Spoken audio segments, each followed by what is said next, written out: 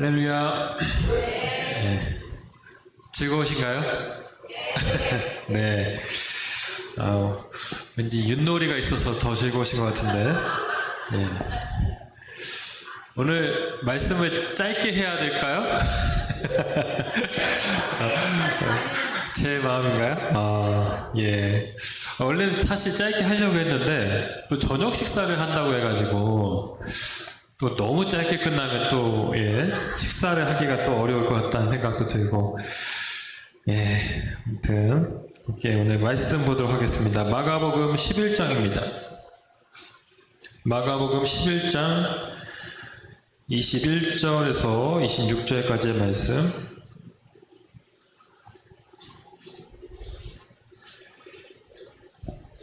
마가복음 11장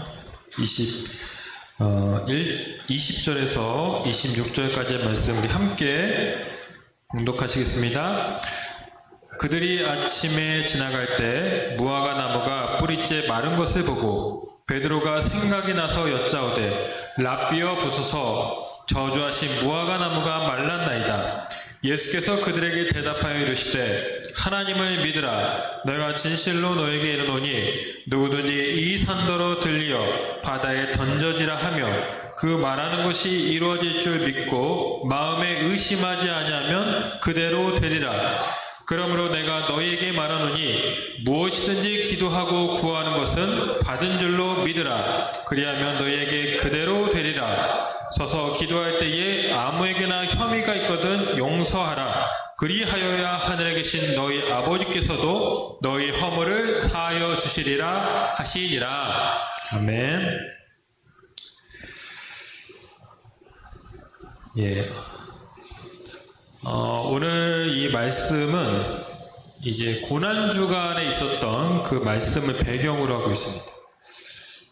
예수님이 최후의 그 십자가를 달려 죽으시고 그 달려 죽기 직전에 있었던 그 일주일의 시간을 이제 고난주간이라고 하죠. 주일날 우리가 그 일주일을 잠시 상기해 보면 주일날 이제 예수님이 안식일날 그 예루살렘에 주일날 입성을 하십니다.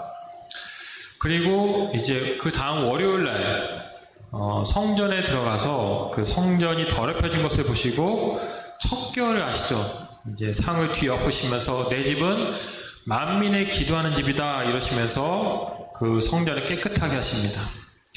그리고 나서 이제 길을 가시다가 시장하셔서 이제 길을 갔는데 무화과 나무가 있는 것을 보고 혹시 열매가 있나 봤는데 열매가 없는 것을 보시고 이제 이 나무는 평생 열매가 없을 것이다 이렇게 저주를 하시게 되죠. 자, 그리고 나서 그 다음날 화요일이 바로 오늘 본문의 배경입니다. 이제 베드로가 예수님과 같이 길을 걷는데 무화과 나무가 말라져 있는 것을 보게 됩니다. 이 무화과 나무는 자세히 보니까 어제 예수님께서 이제 열매가 없을 것이다 그 저주했던 바로 그 나무였습니다. 그래서 그 예수님의 말씀대로 이 나무가 말라있는 것을 보고 깜짝 놀라서 예수님께 지금 그 사실을 보고한 것이죠. 여러분, 이 무화과 나무는 1차적으로 바로 이스라엘 백성들을 상징한다고 할 수 있습니다. 그 무화과 나무를 마르게 하심으로써 지금 일종의 경고를 하시고 있는 것이죠. 경건의 능력은 없고 경건의 모양만 갖고 있는 그 이스라엘 백성들, 또 어떤 형식에만 빠져있고 신앙의 열매가 없는 그 이스라엘 백성들 향해서 경고하고 책망하는 그런 교훈을 주시고 있는 것입니다. 자, 그런데 그런 의미와 더불어서 우리가 오늘 이 말씀에서 주목하고 싶은 것이 있습니다. 바로 이 예수님의 입술 가운데 있었던 권능입니다. 권능. 예수님이 말씀한 대로 그 무화과 나무가 마르게 되지 않습니까? 뿌리째 마르고 열매가 없어서 더 이상 식물로서의 가치가 없는 그 나무가 되었는데 이게 바로 예수님 입술에 있었던 권능이죠. 자, 이 예수님의 그 권능이 오늘 우리에게도 있다라는 사실을 우리가 기억해야겠습니다. 아니, 우리에게 무슨 그런 권능이 있을까? 예, 우리에게 주어진 그 권능은 무엇입니까? 바로 기도라는 것이죠, 기도. 우리에게 기도의 입술을 주셨습니다. 우리가 기도할 때 이 기도의 권능이 나타나서 기도의 응답과 능력을 경험하게 되는 것이죠. 여러분, 오늘 예수님께서 이렇게 말씀하십니다. 하나님을 믿으라. 이 무화과 마른 이 사건을 이제 예수님이 보시고 나서 처음 하신 말씀 무엇이냐면 하나님을 믿으라. 믿음을 강조하고 있습니다. 여러분, 기도에서 가장 중요한 것이 무엇일까요? 기도의 내용도 물론 중요합니다. 또 기도의 어떤 형식도 갖추어야 됩니다. 기도의 태도가 어떠한지도 잘 살펴봐야 됩니다. 뭐 어떤 기도를 할 것인가, 기도의 방식도 우리가 이야기해 볼 수 있습니다. 다 중요하지만 가장 핵심적인 거 한 가지를 꼭 꼽으라고 한다면 믿음이라는 것이죠. 기도에는 믿음이 절대적으로 중요하다. 여러분, 이 바리새인들은, 예수님 당시 바리새인들은 그냥 기도 그 자체에 특별한 능력이 있다라고 생각했어요.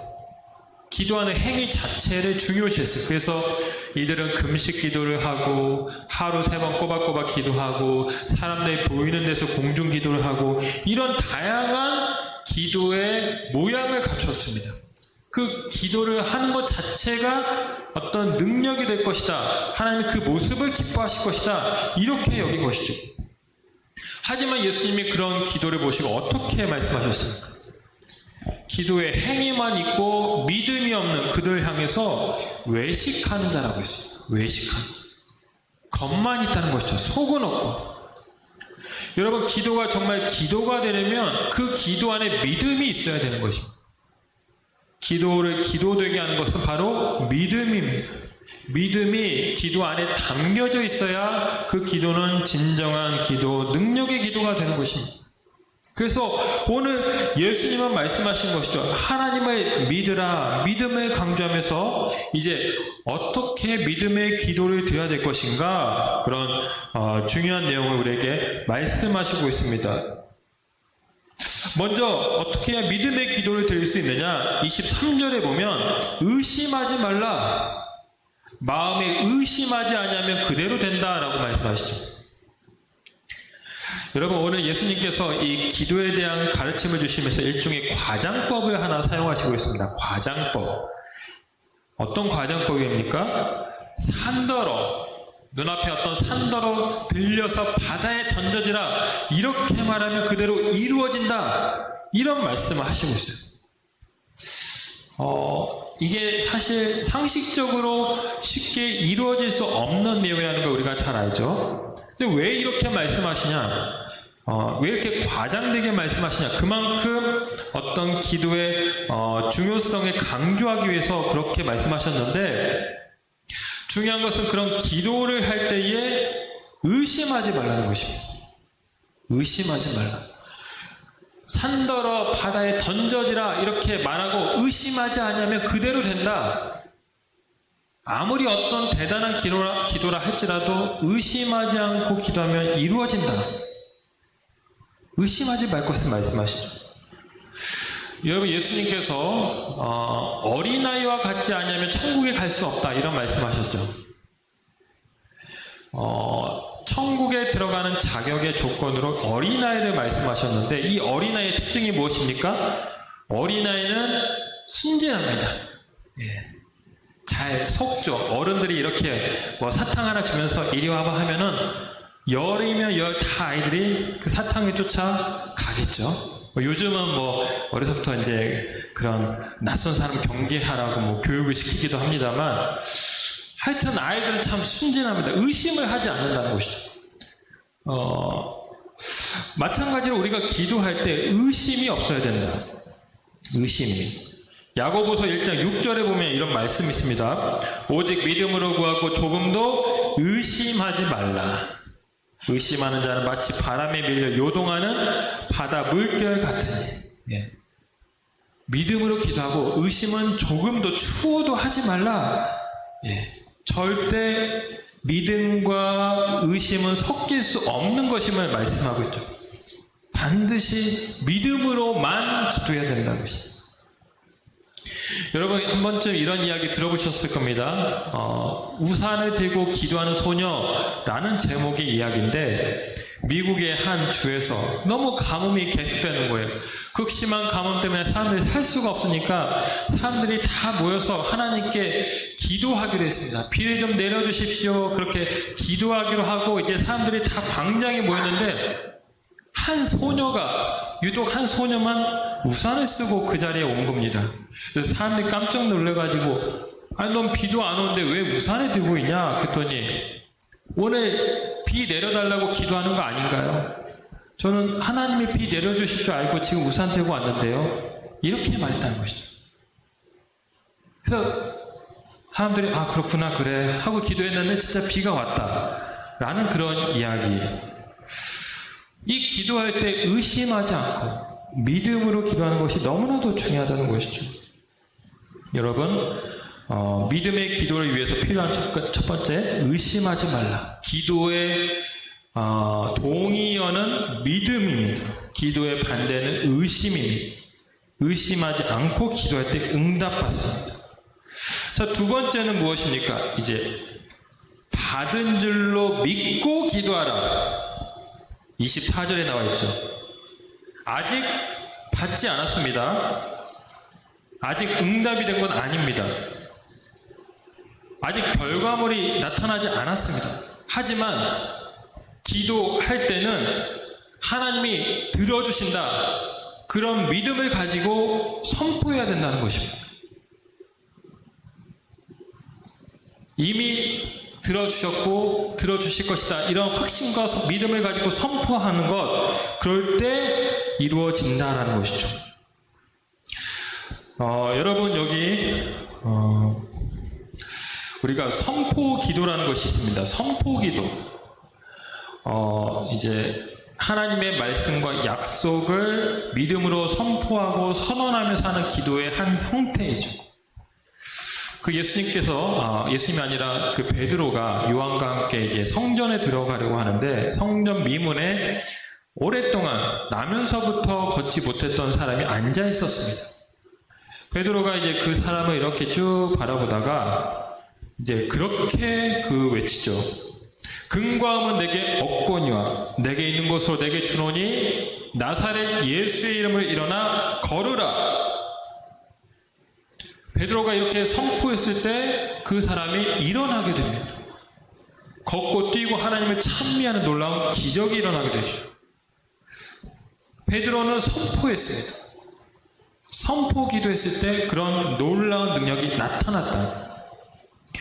오늘 말씀을 보시면 23절, 24절 계속해서 강조하는 그런 단어가 있습니다. 그대로 되리라, 너에게 그대로 되리라. 우리에게 될 것을 말씀하고 있죠. 내가 말씀을 믿고 선포하면 그대로 응답이 나타나게 될 것임을 강조한 말씀인 것입니다. 여러분, 믿음으로 기도한다는 것은 이처럼 선포하며 기도하는 것을 의미합니다. 선포. 지금은 아직 결과가 나타나지 않았지만 어떤 응답이 있지 않았지만 그러나 그렇게 될 것을 믿고 믿음으로 선포하는 그 기도의 능력이 있다는 것이죠. 그러면 여러분 어떻게 우리가 선포 기도를 할 수 있을까? 한 세 가지를 말씀드리고 싶은데 첫 번째는 말씀에 근거해야 합니다. 선포 기도는 말씀으로 기도하는 것이죠. 내 생각, 내 주장, 내 감정에 기초해서 기도하는 것이 아닙니다. 내가 지금 어떤 상황이고 내 마음에 어떤 감정과 생각이 올라와서 그걸 가지고 기도하는 것이 아닙니다. 이것은 상당히 위험한 기도이죠. 하나님이 우리에게 선포 기도를 하라고 하실 때는 철저하게 말씀에 기초해서 기도하라고 하시는 것입니다. 말씀을 붙잡고 기도해야 그 말씀의 기도 가운데 능력이 있는 것이죠. 말씀에 의지해야 돼요. 왜냐하면 이 말씀은 풀은 마르고 꽃은 시드나 하나님의 말씀은 영원하리라 이렇게 말씀하셨습니다. 변하지 않는 영원 불변한 그런 하나님의 말씀을 가지고 기도해야 된다. 두 번째는 예수님의 이름으로 기도해야 되죠. 예수님의 이름. 우리가 이제 지난 수요일날 잠깐 얘기했지만 우리나라 안에도 재림예수가 얼마나 많은지 모릅니다. 너무나도 많아요. 뭐 안상홍, 장길자, 이만희, 정명석, 수많은 자칭 그리스도라고 하는 그런 이단들이 있습니다. 여러분, 이 사람들의 문제는 무엇입니까? 예수님의 권위를 가로채서 마치 자기가 예수인 것이냐, 메시아이냐 행세를 하는데 문제가 있죠. 나를 통해서 구원받을 수 있다. 내가 재림 예수, 재림 그리스도다. 이러면서 어떤 예수님과 자신을 동일시하고 자신을 신격화하는 그런 것이 바로 이단이고 그래서 거짓 선지자인 것이죠. 여러분, 우리가 기도할 때는 비단 이 선포기도만이 아니라 항상 예수님의 이름으로 우리가 예수님의 보혈에 의지해서 기도해야 됩니다. 왜냐하면 예수님만이 우리를 위해 십자가에 달려 죽으시고 그 예수님의 보혈의 핏값으로 우리가 기도할 수 있게 된 것입니다. 이 기도는 우리가 거저하게 된 것이 아니라 예수님이 당신의 핏값을 주시고 그 핏값으로 우리가 기도의 특권을 얻게 되어서 하게 된 것이죠. 그래서 반드시 예수님의 이름으로 기도해야 되는 것입니다. 그렇게 예수님의 공로를 의지하며 기도할 때 응답이 나타나게 되는 것입니다. 자, 또 세 번째는 무엇입니까? 영적 전쟁 중일 때, 어떤 영적 전쟁 가운데 있을 때 이 선포 기도가 큰 효력을 발휘한다라는 것입니다. 여러분, 예수님께서 사단으로부터 세 가지 유혹을 받지 않습니까? 공생이 하기 전 광야에서 사단이 찾아와서 세 가지 유혹을 하게 되는데, 이때 예수님이 어떻게 이 사단과의 싸움에서 승리하셨냐면 모두 말씀으로 물리치셨어요. 선언하시면서 물리치셨습니다. 사탄아 물러가라. 사탄아 물러가라. 이렇게 예수님이 외칠 때 그 마귀가 떠나가고 성령이 찾아와서 천사들이 찾아와서 수종들었다라고 말씀하고 있습니다. 우리가 예수님의 그 이름을 의지해서 예수님의 이름을 선포하면서 우리가 마귀와 대적할 때 우리가 승리할 수 있는 것입니다. 마틴 루터가 종교개혁을 하고 있을 때 영적 전쟁이 참 많았다라고 합니다. 사탄이 찾아와서 네가 무슨 네 주제에 종교개혁을 해. 넌 죄인이야. 넌 그런 자격이 없어. 이렇게 계속 사탄이 영적으로 참수하고 정죄를 했다는 것이죠. 그럴 때마다 이 루터는 사탄아 물러가라. 나는 세례받은 하나님의 자녀야. 이렇게 외치면서 그 사단과의 싸움에서 그 모든 유혹을 이겨내고 승리했다라는 유명한 일화가 있습니다. 영적 전쟁 중에 있을 때 우리가 내 힘으로 혼자 싸우려고 하면 힘들죠. 당할 수밖에 없습니다. 그러나 예수님이 나와 함께 하심을 믿고 예수님의 이름을 의지하면서 우리가 예수님의 이름을 선포할 때 우리 가운데 그런 놀라운 권능과 능력이 나타나게 되는 것입니다. 여러분, 지금 어떤 기도를 하고 계십니까? 어떤 기도? 우리가 모든 일을 행함에 있어서 기도로 하는 것이 참 중요하죠. 예, 기도보다 앞서서는 안 된다 이런 말도 하고 또 쉬지 말고 기도하라고 했기 때문에 우리가 늘 기도해야 되는 것은 당연한 일입니다. 자, 그런데 특별히 우리가 믿음으로 기도한다는 것의 의미는 무엇이냐면 내가 정말 믿음을 가지고 기도해야 된다는 것의 의미는 내가 하지 못하는 어떤 일, 오직 하나님만 할 수 있는 어떤 일에 대해서 믿음으로 기도하는 것을 의미합니다. 내가 할 수 있는 일은 내가 하는 것이죠. 우리가 할 수 있는 능력이 우리 가운데 있지 않습니까? 하나님이 우리에게 그런 능력도 주셨기 때문에 그것을 활용하고 그것을 선용해서 우리가 살아가는 것은 또한 필요한 일입니다. 그런데 내가 할 수 없는 일이 또한 있습니다. 분명히 있죠. 도저히 이것은 내 인간적인 힘과 능력으로는 도저히 할 수 없고 하나님만이 하실 수 있는 그 일에 대해서 우리가 기도해야 된다는 것입니다. 마치 산더러 바다에 던져지라 이렇게 예수님이 말씀하셨는데 나에게 어떤 산 같은 문제가 있지 않습니까? 이건 도저히 내가 해결할 수 없는 문제가 분명히 있습니다. 내 힘으로는 도저히 할 수 없는 그 분명한 어떤 산, 그런 문제에 대해서 우리가 믿음으로 기도하는 것입니다.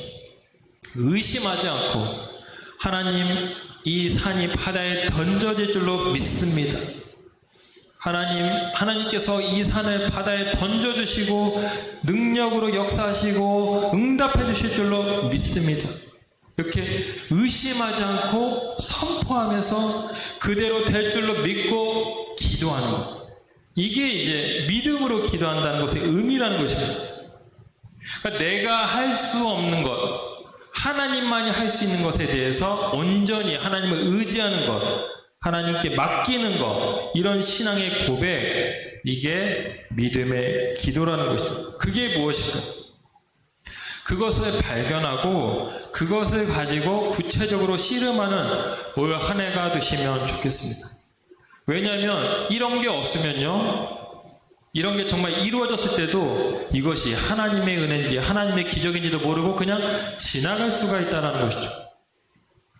어쩌면 내가 했구나, 아니면 뭔가 운이 좋아서 이렇게 뭔가 맞아 떨어져서 이것이 됐나? 라는 생각을 또 할 수가 있습니다.